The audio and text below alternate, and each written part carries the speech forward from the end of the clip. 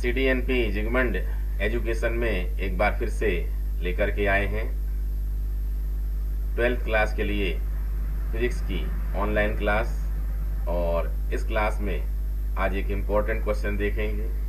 यह question specially आपके numericals portion को कवर करने के लिए और भी ज़्यादा इम्पोर्टेंट है, और अपने आप में भी यह क्वेश्चन इम्पोर्टेंट है एग्ज़ाम के हिसाब से। तो चलिए चलते हैं इसको देखने के लिए बोर्ड पर।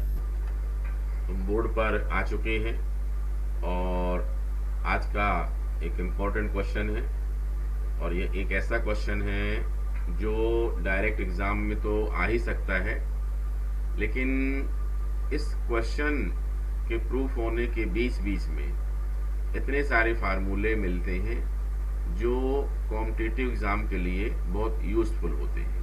इसलिए इस क्वेश्चन का हर स्टेप बहुत ज़्यादा इम्पोर्टेंट है और इसे फुल कंसंट्रेशन से अच्छे से सभी लोग देखें। तो क्वेश्चन देखिए, लिखा हुआ है इसमें, if any positive charge Q of mass M freely dropped in potential different भी कैलकुलेट इट्स काइनेटिक एनर्जी। मतलब M द्रव्यमान का कोई धनात्मक आवेश Q है, उसको विभवांतर V में रखा जाता है, तो उसकी गतिज ऊर्जा के लिए हमें फार्मूला निकालना है।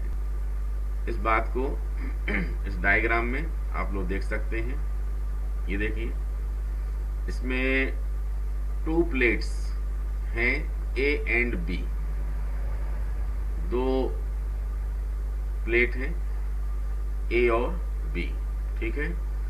इसमें प्लेट A को पॉजिटिव चार्ज दिया गया है और B को नेगेटिव चार्ज दिया गया है, धनात्मक आवेश और ऋणात्मक आवेश, ठीक है। और ऐसा करने से प्लेट A का पोटेंशियल VA हो जाता है और प्लेट B का पोटेंशियल कितना हो जाता है, VB हो जाता है, ठीक है। यहाँ पर जो VA है वह VB से ज्यादा है, बहुत ज्यादा है, ठीक है। कहा जा सकता है कि plate A in higher potential and plate B in lower potential. Means कहा जा सकता है इसमें कि VA is greater than VB, ठीक है। साथ ही साथ इसमें जो दोनों प्लेट A और B है, इनके बीच की जो डिस्टेंस है वो डिस्टेंस हम यहाँ कुछ मान लेते हैं, R या D मान लेते हैं, ठीक है। ये डिस्टेंस कितनी मान लेते हैं, D मान लेते हैं, ठीक है। अब इसके बाद क्या होता है, इसके बाद दोनों प्लेट के बीच में एक चार्ज Q, ये देखिए एक चार्ज Q, एक आवेश Q, ठीक है, जिसका द्रव्यमान कितना है, इसका द्रव्यमान M है, मास कितना है इसका, M है, ठीक है। और प्लेट A और B के बीच में से रखा जाता है, प्लेट A के पास रखा जाता है। समझ रहे हैं बात को, प्लेट A के पास रखते हैं। ऐसा रखने से क्या होगा, यह हमें विचार करना है। इसके पहले यह सोचा जा सकता है कि अगर कहीं पर भी चार्ज है, हमने कुछ सीक्वेंस बतलाई थी पहले, आप लोगों को सीक्वेंस याद जरूर रखना चाहिए। आप लोग भूल जल्दी जाते हैं और जो कि एग्जाम के हिसाब से, प्रोग्रेस के हिसाब से बिल्कुल भी अच्छा नहीं है। एक बार हम लिंक फिर से बनाते हैं। कहीं पर अगर लिखा हो कि चार्ज रखा हुआ है, आवेश है, ठीक है, आवेश कुछ भी हो, प्लस या माइनस, अगर आवेश है, ठीक है, अगर आवेश है तो समझ लें कि वहां पर इलेक्ट्रिक फील्ड जरूर होगा। इलेक्ट्रिक फील्ड है तो लाइन ऑफ फोर्स, बल रेखाएं जरूर होंगी। और अगर ऐसा है तो वहां पोटेंशियल जरूर होगा। बात को समझें, ये फिजिक्स में 4 टर्म्स यहाँ पर लिखी हुई हैं और ये रिलेटेड टू ईच अदर है। मतलब अगर हम बोलेंगे, ऐसा सिर्फ नहीं है कि हमने कहा आवेश Q है तो उसके बाद शुरू हो जाएंगे कि विद्युत क्षेत्र E है, विद्युत बल रेखाएं भी हैं और विद्युत विभव भी है। ठीक है, सिर्फ ऐसा नहीं है, ऐसा भी है। अगर हमने कहा कहीं पर विद्युत क्षेत्र E है तो आपके माइंड के कंप्यूटर में आगे के ऑप्शन खुल जाना चाहिए। जैसे हमने कहा कि इलेक्ट्रिक फील्ड E है तो आपके माइंड में क्या आना चाहिए, आसपास कहीं चार्ज रखा होगा, Q आवेश कहीं रखा होगा, यहाँ पर बल रेखाएं जरूर होंगी, लाइन ऑफ फोर्स जरूर होंगी, और यहाँ इलेक्ट्रिक पोटेंशियल तो बनना ही बनना है। ठीक है, मतलब इन 4 में से कोई एक चीज बोली जाए तो बाकी की उपस्थिति, बाकी की प्रेजेंस कंपलसरी है, होगी ही। जैसे कहा, सिर्फ ये कहा जाता है कि ये देखो यहाँ पर एक ये हमने विद्युत बल लिखा है, इलेक्ट्रिक लाइन ऑफ फोर्स, जैसी ये लिखा हमने तो मतलब ये लिखा, क्या दिमाग में आना चाहिए कि यहाँ पर विद्युत क्षेत्र E भी होगा, यही कहीं चार्ज Q भी रखा होगा, यही विभव भी होगा। भले सब दिखाए ना जाए, लिखे ना जाएंगे, लेकिन ये सब के सब होंगे। जैसे हमने कह दिया कि यहाँ पर विभव भी है, बस इलेक्ट्रिक पोटेंशियल भी की बात बोली हमने, और आपके दिमाग में क्या आना चाहिए, कहीं पर चार्ज Q रखा होगा आसपास, इलेक्ट्रिक फील्ड तो जरूर बन रहा होगा, लाइन ऑफ फोर्स तो होगी। ठीक है, अब जैसे देखें इस वाले में क्या लिखा हुआ, प्लस Q लिखा है, मतलब यहाँ चार्ज तो रखा है, आवेश है। ठीक है, यहाँ प्लस यहाँ माइनस, इसका मतलब है कि यहाँ पर क्या होगा, बल रेखाएं भी होंगी, लाइन ऑफ फोर्स भी होंगी और इलेक्ट्रिक फील्ड भी होगा। तो इलेक्ट्रिक फील्ड यहाँ पर है तो उसको हम लिख सकते हैं। ठीक है, इलेक्ट्रिक फील्ड जो होगा वो कहीं भी शो कर सकते हैं, ऊपर नीचे। ये देखो, ये हमने यहाँ ये लिख दिया, इलेक्ट्रिक फील्ड E वेक्टर। ठीक है, और इसकी डायरेक्शन की बात करें तो डायरेक्शन प्लस से माइनस की ओर होता है, इसलिए इसका डायरेक्शन अगर अपन को लिखना है ऐसा बनाएंगे बताने के लिए कि यहां से प्लेट A से प्लेट B की तरफ है। ठीक है, अब यह सोचना है हमें यह बात कि चार्ज Q है तो इस पर क्या होगा। सीधी बात है, इलेक्ट्रिक फील्ड E है और चार्ज Q है। फिर से वही क्वेश्चन जिसको हम बार बार बोलते हैं कि 100 टाइम्स कम से कम यूज होगा फिजिक्स में, बार बार यूज होगा। फिर से क्वेश्चन पूछते हैं आप लोगों से, जितने लोगों से बने तो अपने आप को कहना चलो कुछ सीखा, और नहीं बने तो कहना कि हम टोटल केयरलेस है, अच्छे से नहीं पढ़ रहे हैं, सिर्फ मिडिल स्कूल या हाई स्कूल टाइप से हम क्वेश्चन को रट रहे हैं, याद कर लेते हैं, समझने की कोशिश नहीं करते हैं। तो क्वेश्चन क्या है, किसी चार्ज Q को इलेक्ट्रिक फील्ड E में रखा जाता है तो उस पर लगने वाला बल, एक्टिव फोर्स कितना होगा। अगर बन गया अच्छी बात है, नहीं बना तो खराब बात है। तो यहां पर अपन इस बात को लिखते हैं, चलो ठीक है। यहां पर ये देखिए लिखेंगे हम क्या, active force on charge Q due to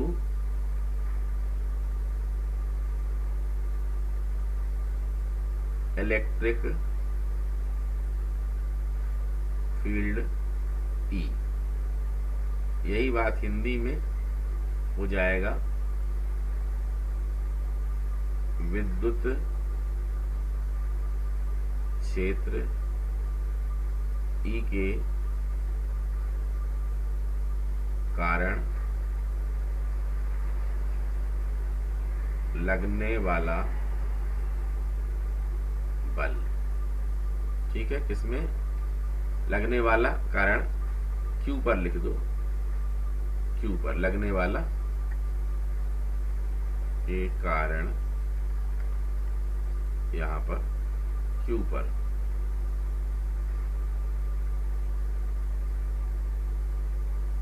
पर लगने वाला बल, ये अब हम लिखते हैं। ये कितने लोगों को पता था? F is equal to q into e, equation number first. अब अभी ऐसा नहीं कि यहां पर हमने पूछ लिया, अभी हर एक दो क्वेश्चन निकलेंगे और फिर F is equal to q e, और इसके बाद भी क्लास में इतने स्टूडेंट रहे ही आते हैं, कुछ लोगों से बनता ही नहीं है, भूल जाते हैं। अब बताएं, अब ये फोर्स इसमें अप्लाई हो रहा है, किसमें? चार्ज क्यू पर। लेकिन फोर्स के लिए एक बात और दिखाई देती है, वह है एम। एम क्या है? मास है। तो अब ये 11 से रिलेटेड क्वेश्चन होगा कि अगर यहां पर फोर्स लगा है तो इसमें मोशन तो आएगी, गति तो आएगी। यह पार्टिकल, चार्ज पार्टिकल कहाँ भागेगा? आगे की ओर भागेगा। अगर भागेगा मतलब उसमें क्या होगा? वह एक्सेलरेट होगा।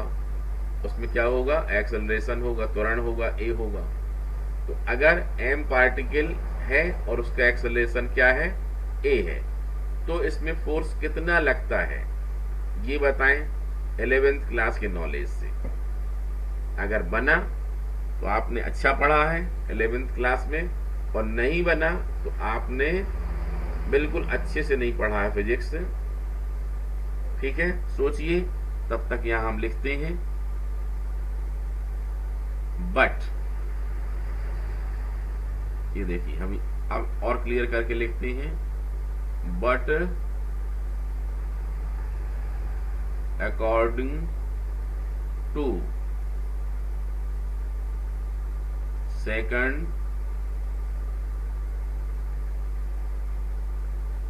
Newton's law of motion. ठीक है, हिंदी में किंतु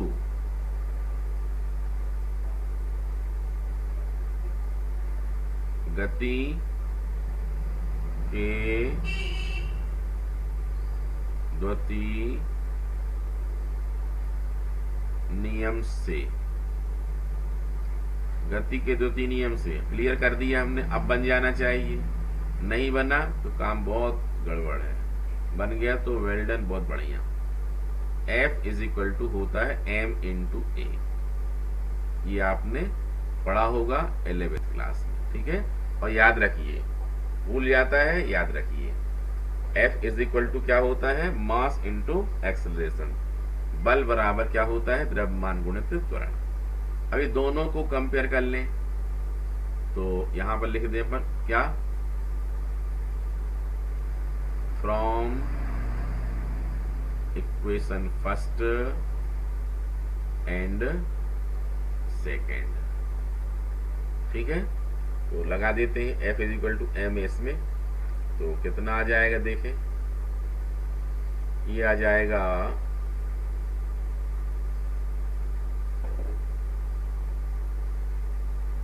एम ए, ये लगा दिए ऊपर हमने, इज इक्वल टू कितना आएगा बोलिए? Q इंटू ई। और आगे बढ़ो तो A इज इक्वल टू कितना आ जाएगा बोलो? Q into E upon M. Equation number कितना? थर्ड। अब एक फार्मूला फिर से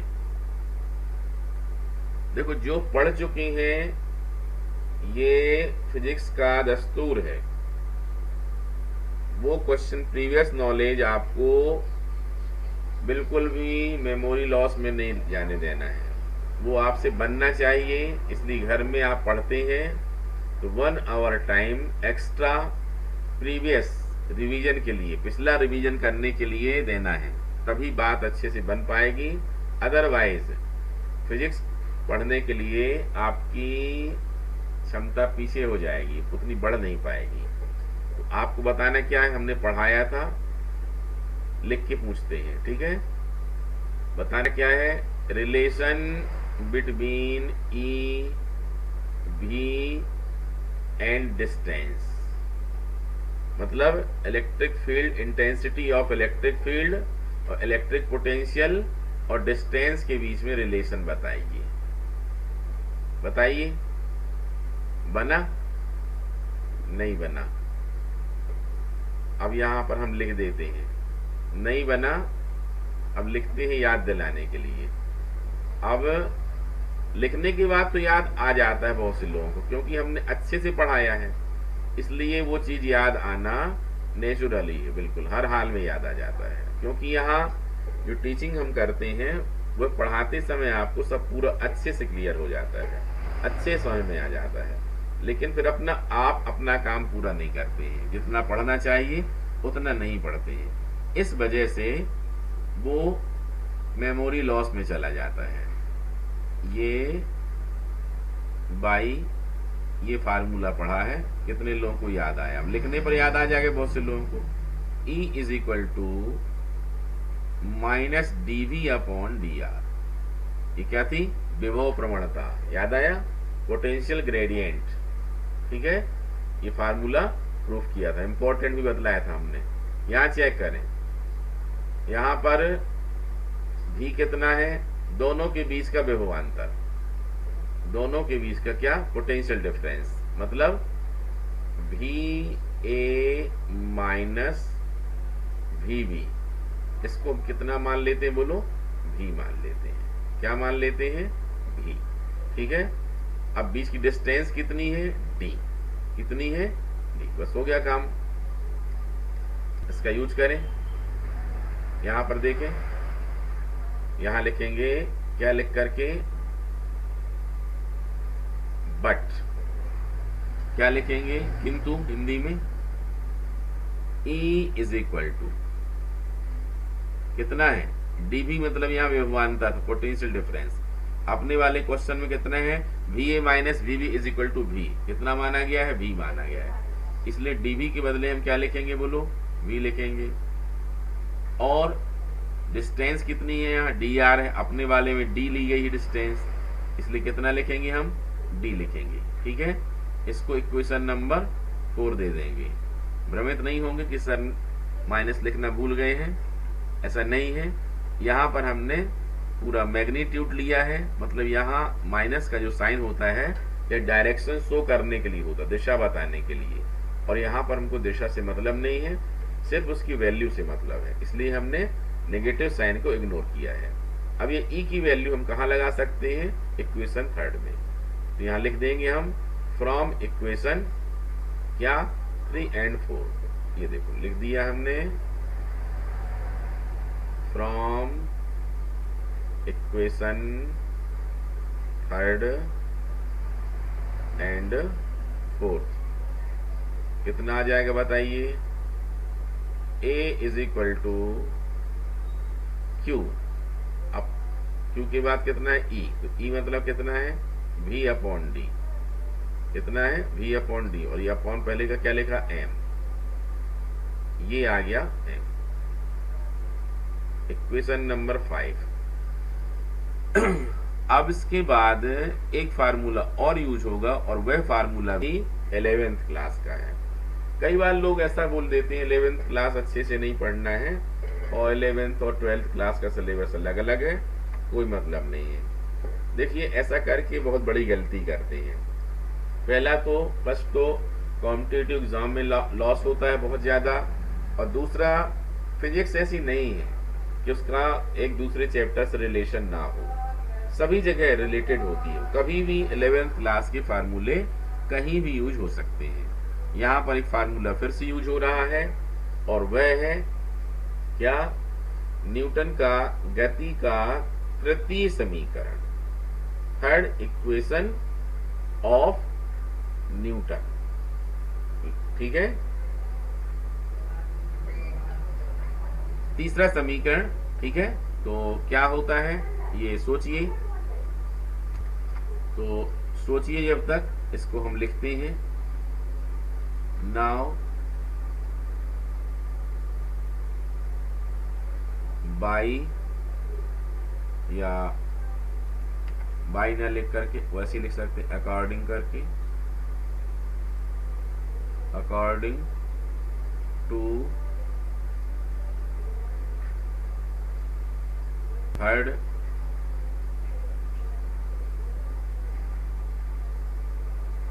Newton's equation of motion. Hindi में अब गति के तृतीय समीकरण से, न्यूटन के भी लिख सकते हैं, अब न्यूटन के गति के तृतीय नियम से, ठीक है। और थर्ड इक्वेशन ऑफ मोशन भी लिख सकते हैं, न्यूटन लिखना जरूरी नहीं है।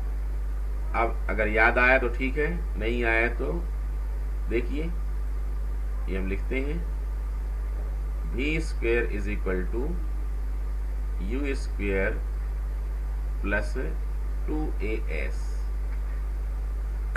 यहां पर हमें समझना होगा u, v, a और s ये सब क्या है, ठीक है। u, v, a और s सब ये क्या है, तो लिखें, आपको पता हो।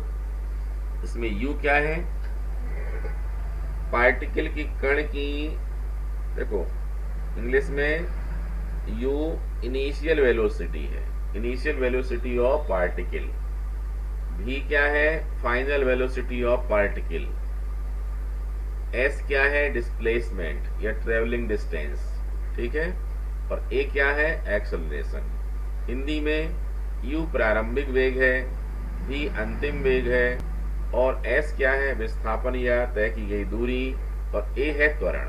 तो अपने वाले इस क्वेश्चन में सोचिए, इस वाले क्वेश्चन में जब हमने पार्टिकल q को यहाँ बिल्कुल प्लेट a के पास रखा तो उस समय ये रेस्ट पोजीशन में रहा होगा, ठीक है। मतलब इसका प्रारंभिक वेग क्या हो गया, 0, विराम अवस्था में है, रुका हुआ है, मतलब प्रारंभिक वेग क्या हो गया, 0 हो गया।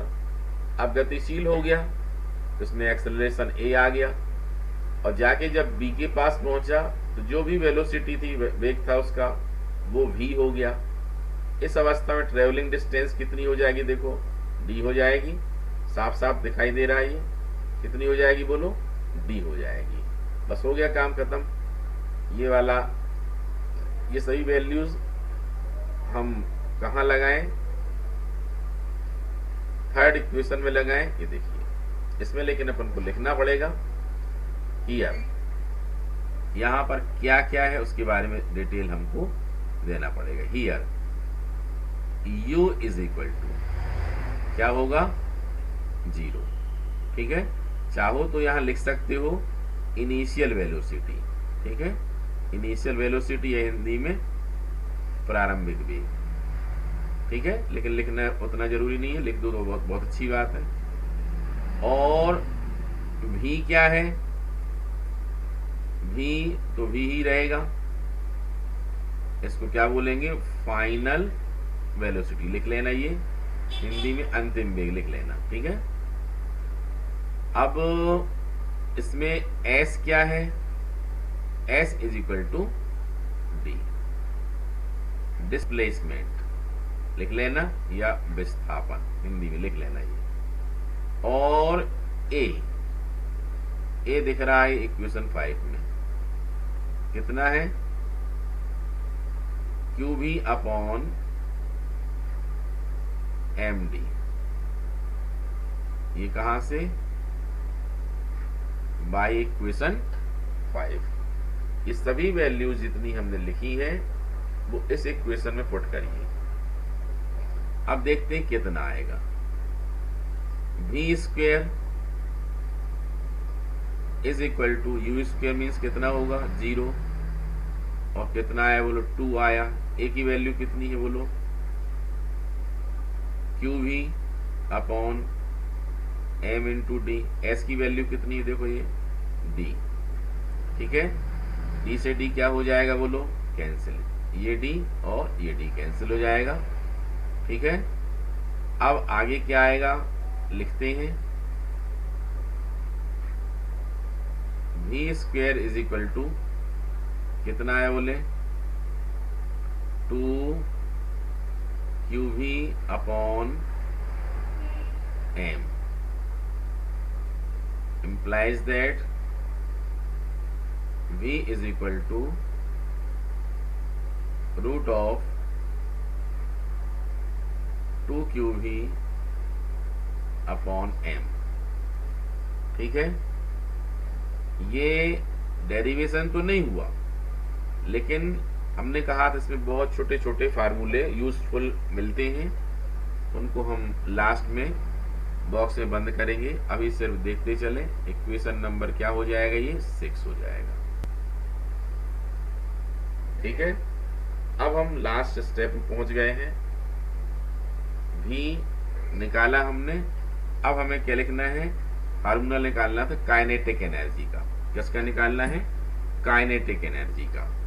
तो काइनेटिक एनर्जी क्या होती है पता है आपको, सोचिए, तब काइनेटिक एनर्जी का फार्मूला 11th क्लास में पढ़ा होगा, बनता है तो बहुत बढ़िया है, और नहीं बनता तो वही बात हम बोलते हैं कि अच्छे से नहीं पढ़ा है। तो अब हम लिखते हैं, नाउ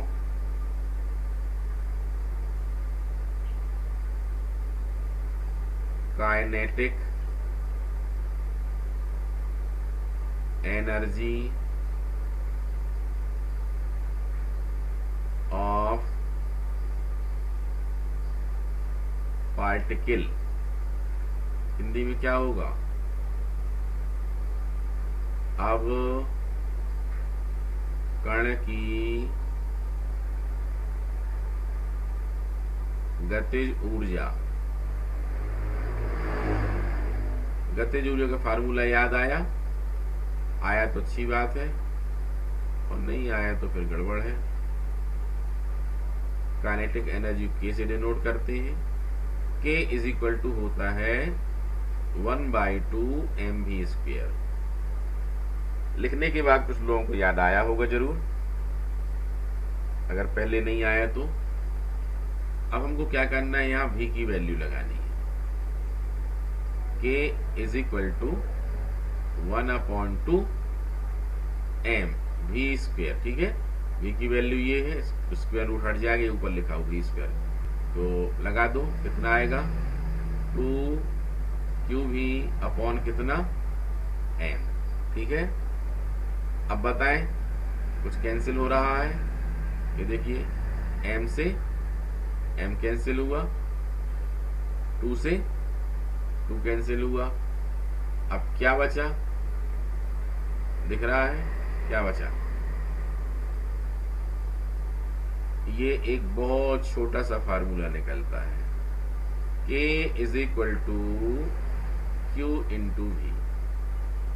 निकल आया, यही फाइनल अपना फार्मूला है। क्वेश्चन यही था, काइनेटिक एनर्जी के लिए हमें क्या निकालना था, एक फार्मूला निकालना था, और वह फार्मूला निकल चुका है। ठीक है, एनर्जी के लिए यूनिट कितनी होती है, जूल होती है। ठीक है, यहां पर हमें यूनिट जरूर लिखनी है, समझ रहे हैं बात को। कहीं पर अगर हम लिखना छोड़ भी दें, तब भी इसके बाद भी आप लोगों को क्या करना है, मात्रक जरूर लिखना है, क्या होगा, जूल। ठीक है, तो इस प्रकार से काइनेटिक एनर्जी के लिए फार्मूला निकला। अब इसके बाद, जैसा कि अक्सर हम फिजिक्स में पढ़ाते समय बोलते हैं कि कोई भी क्वेश्चन प्लेन तैयार नहीं करना चाहिए। फिजिक्स में कोई भी क्वेश्चन उसको बहुत ज्यादा मूव करके, घुमा फिरा करके, लैंग्वेज चेंज करके और स्टूडेंट को भटकाया जा सकता है। तो क्वेश्चन को और कितने प्रकार से पूछा जा सकता है, कितने प्रकार से दिया जा सकता है, वो हमें सोचना पड़ता है। ठीक है, तो इसमें देखें, इसकी टेल एक बन सकती है। टेल क्या बन सकती है, ये यहां पर हम लिखते हैं। ठीक है, देखें क्या लिखा हमने, if Q is equal to E, ठीक है, and V is equal to 1 volt.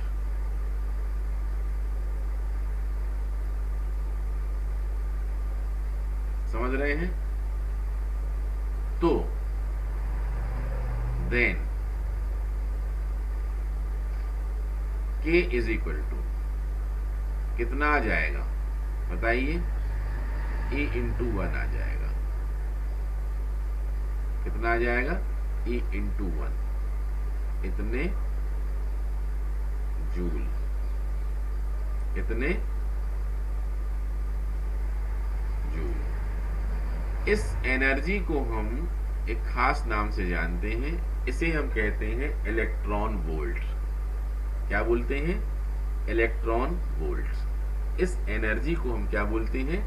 Electron volt. इसकी बहुत आसान डेफिनेशन बन सकती है कि यदि किसी भी इलेक्ट्रॉन को हम कितने 1 वोल्ट से त्वरित कर दें, if any 1 electron accelerate by कितना 1 volt, then energy of electron is called electron volt. ठीक है, यदि किसी इलेक्ट्रॉन को 1 वोल्ट से त्वरित कर दिया जावे तो उस इलेक्ट्रॉन की ऊर्जा को या उसकी एकत्रित ऊर्जा को या वह ऊर्जा जितनी खर्च करेगा, एक्सपेंस करेगा, निकालेगा, ठीक है, उस ऊर्जा को हम क्या कहते हैं?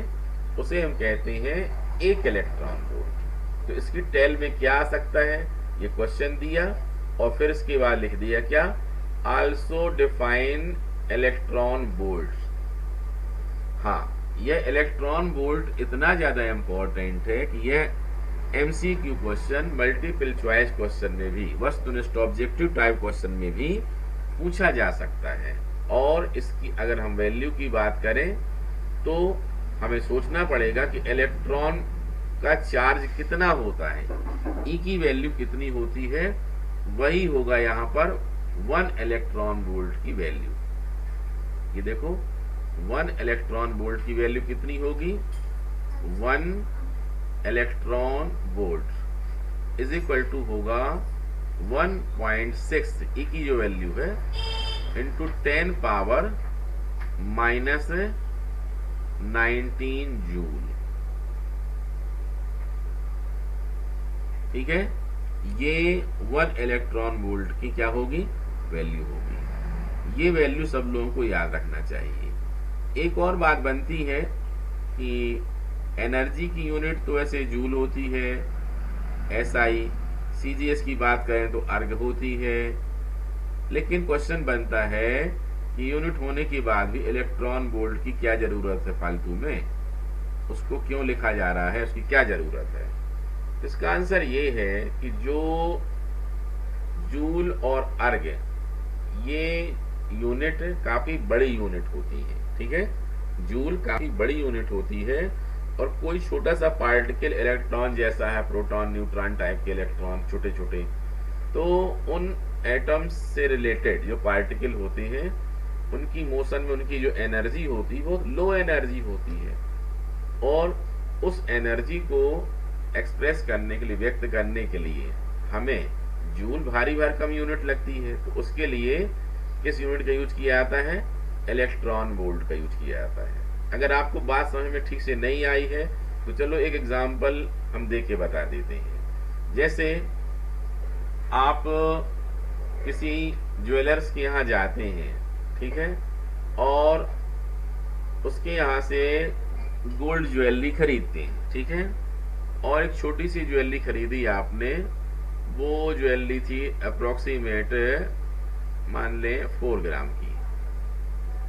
अब क्या होता है कि उसका जो बैलेंस तराजू है वो बिगड़ जाता, खराब हो जाता है। आपका घर उसके बाजू में ही है। अब आपकी एक शॉप है, किसकी है?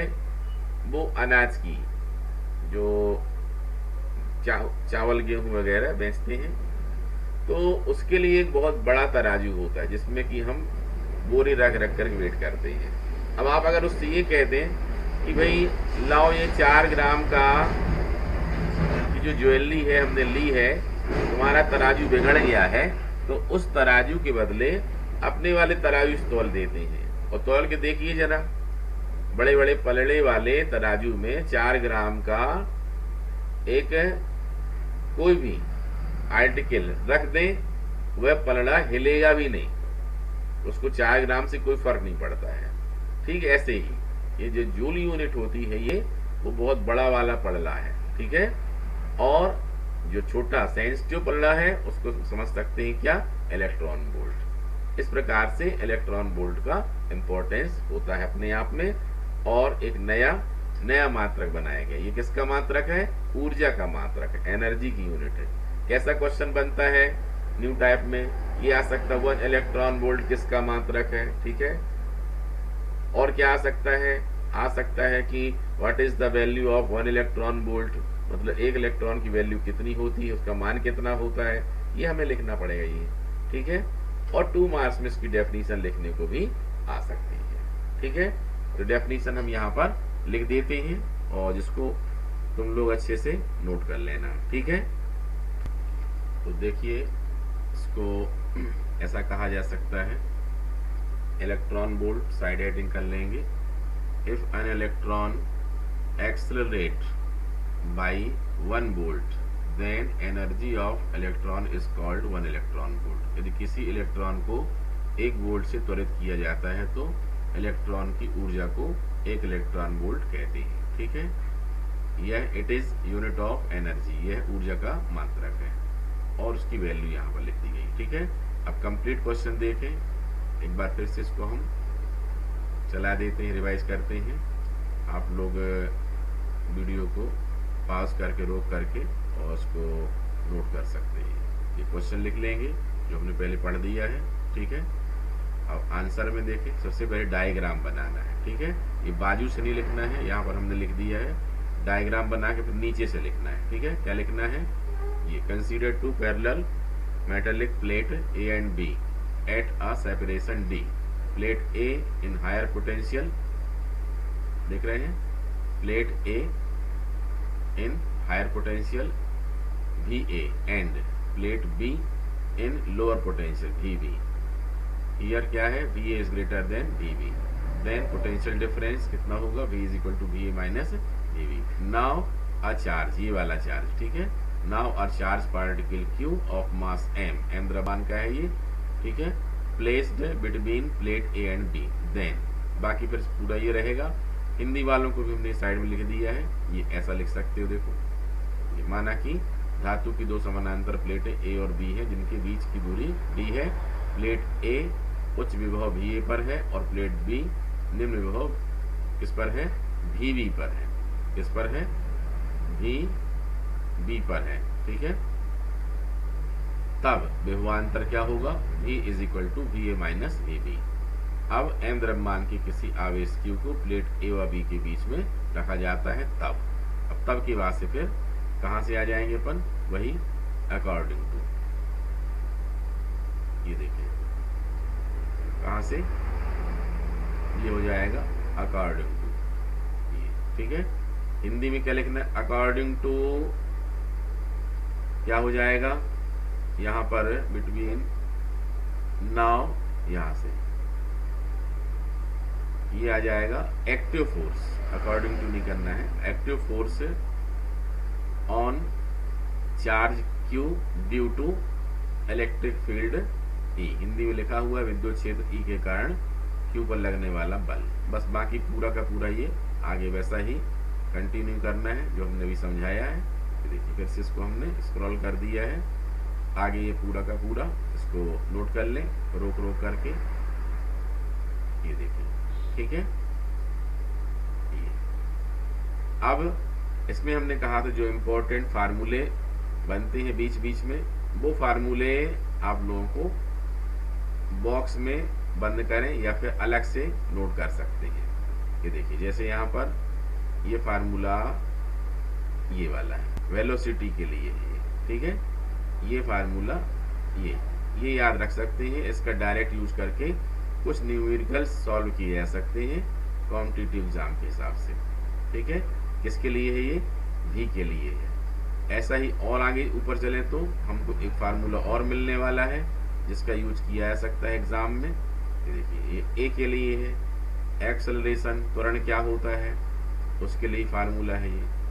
ठीक है, ये सब लोगों को अलग से नोट कर लेना चाहिए और याद रखना चाहिए। बाकी इम्पोर्टेंट फार्मूले तो ये वाला भी है, ये पहले पढ़ चुके हैं, पर ये इसको भी याद रखना। इस प्रकार से ये वाला क्वेश्चन हर हिसाब से बहुत ज़्यादा इम्पोर्टेंट है। तो इस क्वेश्चन को अच्छे से समझें और तैयार करें और फिर होमवर्क करके हमारे पास जरूर भेजें। ठीक है, उम्मीद है यह क्वेश्चन आपने अच्छे से समझा और इसके जो फार्मूले बॉक्स में हमने बंद किए हैं उनको आप अलग से अपनी मेमोरी बॉक्स में रखेंगे, जो कि अंकित प्रश्नों के लिए बहुत ही ज़्यादा उपयोगी हैं और उनसे रिलेटेड अंकित प्रश्न भी, न्यूमेरिकल्स भी सॉल्व करेंगे। तो आज के लिए इतना ही, कल फिर से नए क्वेश्चन के साथ मिलेंगे। तब तक अपना ध्यान रखें।